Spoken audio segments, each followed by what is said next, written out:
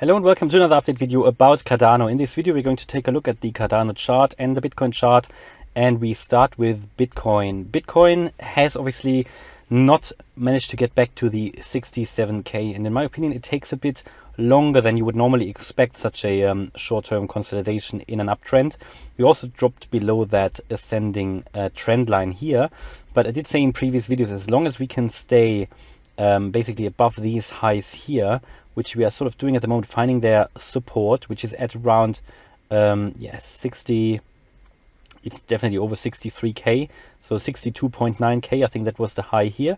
And we have, even though we fell briefly below that, we are currently holding above that level, so that is quite important to do, because otherwise you fall below these highs here, which would be another indicator that we might fall down. And however, at the moment I still assume that we're going to continue our way up, at least in the short term.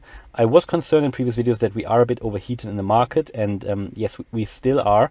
You also just take a look at the fear and greed index and so on. People are irrational to buy at these prices actually, because you know, the crypto market, I mean, people always, they don't like to buy when it's like 30,000, but they like to buy when it's 60k.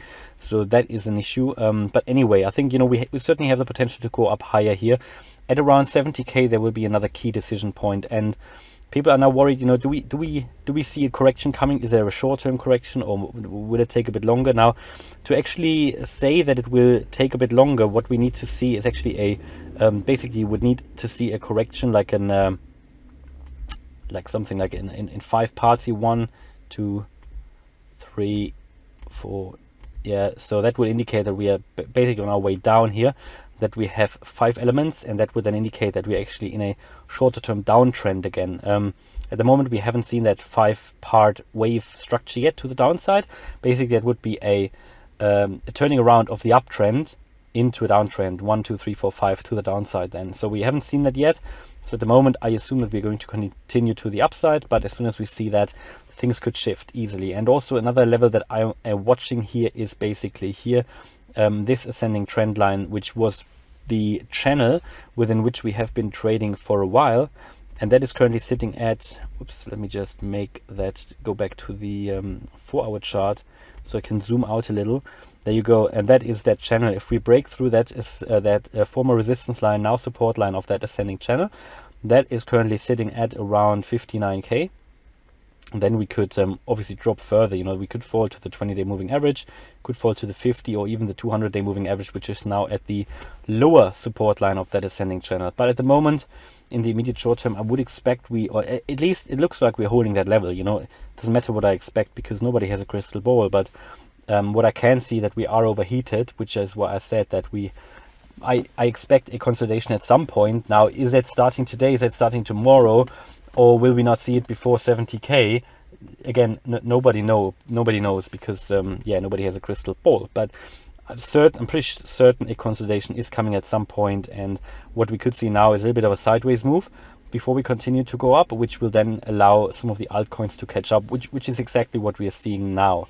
So yeah, but I'd love to see us get above that ascending trend line here, above pretty much 65k at the moment. Yeah, we would need to get above 65k to get above that ascending trend line and continue our our move to the upside based on that or according alongside that trend line. So let's go to ADA USD, which is doing something interesting. So we are here on the, again, you know that triangle by now, I guess. This is on the daily chart, and on the daily chart on the triangle, it pretty much seems that we have finally broken out again to the upside, and we did it a few times, you know. So obviously this is the triangle, this is when it started on the daily, and you can see that all the times before that we tried to break out, actually we had only wicks here, so it was basically a fake out. Maybe on the 4-hour chart we broke back in.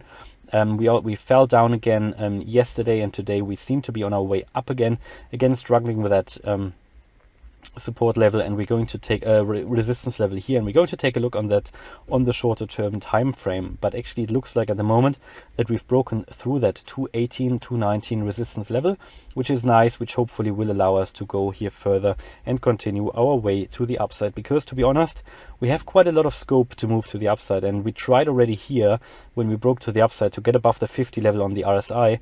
Now that was basically messed up by the drop in of the Bitcoin. on that day, then we dropped again, and again we are approaching the 50 line. I think if we approach the 50 line, get above that on the RSI, that would be a buy signal. Yeah, because then you get into the bullish range on the RSI. Also, we have on the ADX, well, that's sort of in contrary to what I just said, because we are still in the bearish range on the RSI, and so the ADX is giving us a short signal as well. So we want to see that turning around to get a buy signal. And the MACD is going up currently. You can see that here.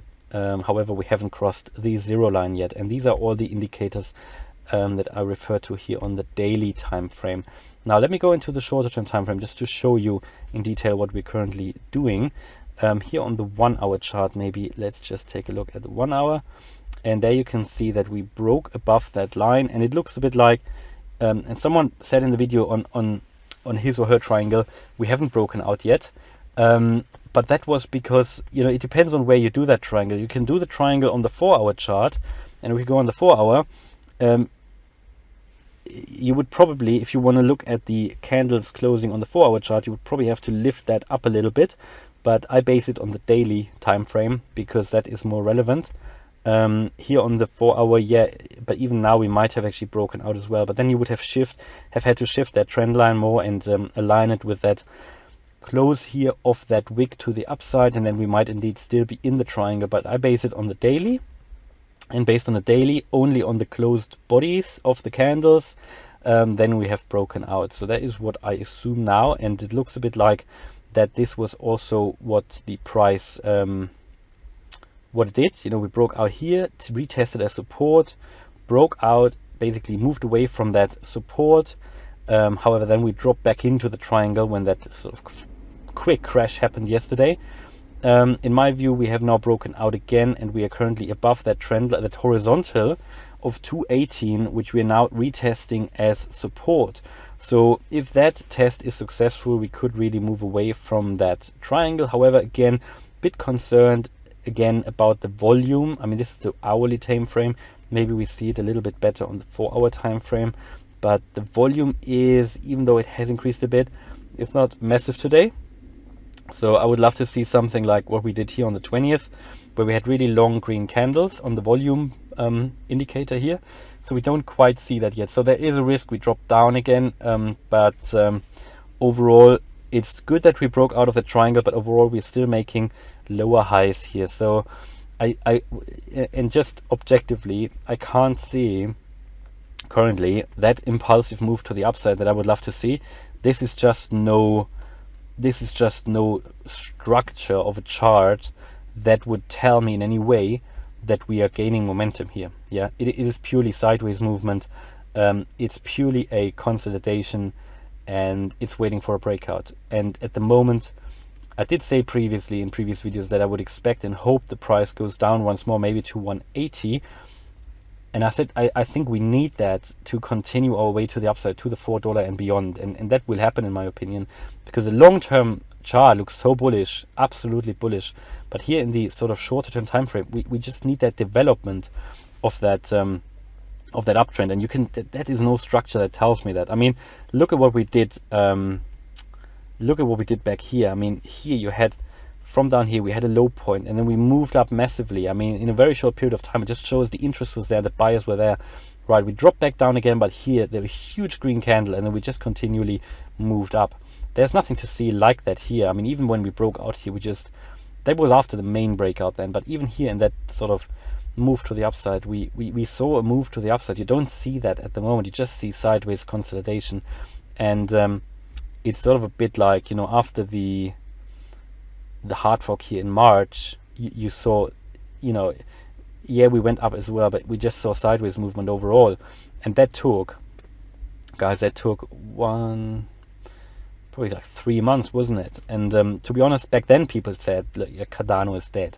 Now people say Cardano is a dead coin, and you know what it did after that. I mean, it has outperformed other cryptos. It is doing well. It's, for me, the perfect mixture of security and profitability, and, you know, really anything. So that's why it's my biggest holding, and I stake it and everything. But I also, even though it's my biggest holding, I always try to diversify my portfolio as well. So, you know, I'm also invested in Solana and other cryptos. So it's not only Cardano.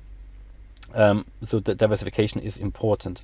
So yeah, we just have to be patient again, but it's looking a little bit better now that we break here to the upside. But at the moment, nobody will be able to tell you, are we going to go up now or are we going to go down? Because you can't see any indication. We're just sideways at the moment. So nobody, you would need to see the first spark of a move to the upside here, so that we can get an idea of where it's heading. And you can't see anything. It's still also based on the Elliott Waves. If you say that's like an ABCDE triangle here, if it's that, then even then you don't really know, because that could have been the E here, which is basically a consolidation pattern within Elliott Waves, which would have indicated we go down from here, but we didn't. We tried it, but then it's just, we're just filling out this triangle at the moment. So absolutely crazy at the moment. Again, are we above the 20-day moving average now? I think that is where we are currently finding resistance. So that's the first point of call, that we need to get through above 219.